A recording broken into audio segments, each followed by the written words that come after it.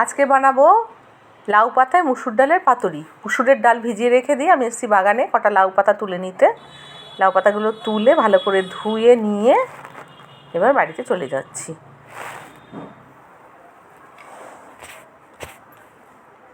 এই যে এখানে মুসুর ডালটা বেটে রেখেছি, কাঁচা লঙ্কা আদা দিয়ে বেটে তার মধ্যে আমি একটু লবণ দিয়েছি, একটু হলুদ দিয়েছি, দিয়ে আর এই যে লাউ পাতাগুলো যে ধুয়ে রেখেছিলাম, এবার প্রত্যেকটা লাউ পাতাকে নিয়ে সোজা দিকটাতে একটু একটু করে মুসুর ডালটা মাখিয়ে নেব। মাখিয়ে নিয়ে সুন্দর করে পাশে রেখে দিচ্ছি। প্রত্যেকটা পাতায় এরকম করে মুসুর ডাল মাখিয়ে রেখে দেবো। ফ্রাই প্যান বসিয়ে দিয়েছি, এবার এগুলোকে তেলের মধ্যে দু পিঠ বেশ লাল লাল পোড়া পোড়া করে ভেজে নেব। নিলেই তৈরি হয়ে গেল লাউ পাতায় মুসুর ডালের পাতুরি। গরম গরম ভাতের সাথে খেতে কিন্তু খুব সুন্দর লাগে।